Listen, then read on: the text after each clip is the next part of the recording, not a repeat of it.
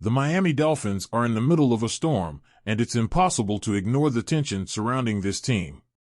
The season ended in crushing fashion, a loss to the New York Jets that not only knocked them out of playoff contention but also left a bitter taste for players, coaches, and fans alike.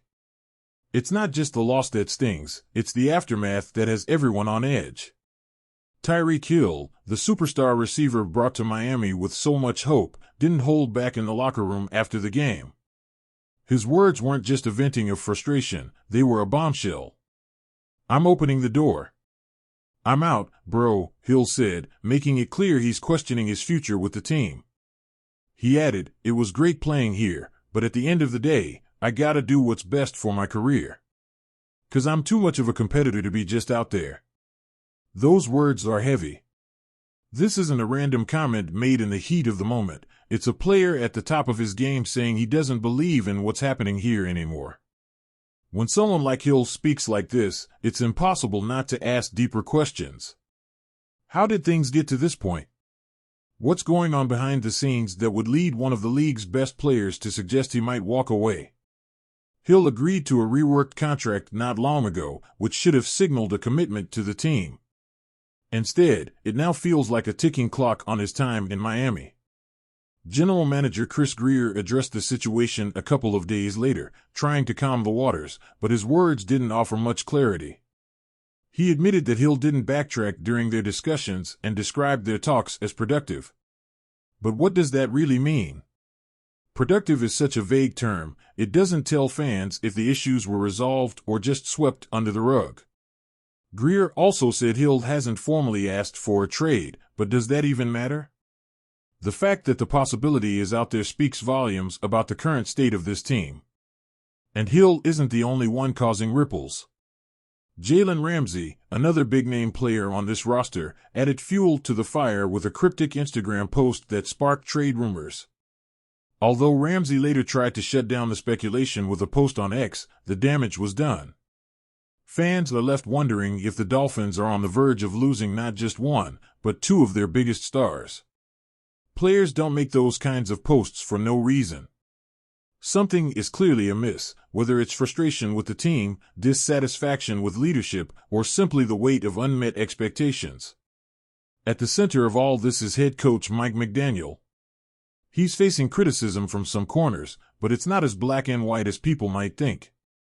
Let's not forget that McDaniel led this team to the playoffs just last year. He also helped Tua Tagovailoa reach a level of performance that few thought possible.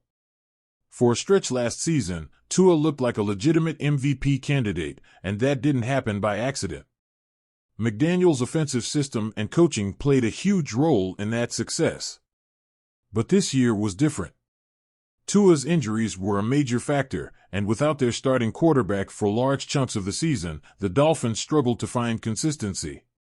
That's not unique to Miami. Any team losing its quarterback would face similar challenges. Yet, some are pointing the finger at McDaniel, questioning his leadership and whether he's lost the locker room.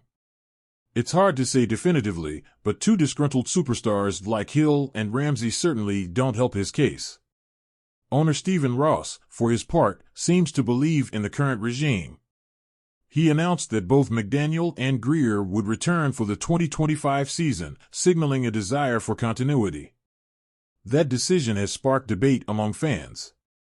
Some see it as the right move, giving McDaniel more time to fully implement his vision and build on the progress he's already made. Others worry that staying the course might only prolong the team's issues, delaying the tough decisions that might ultimately be necessary.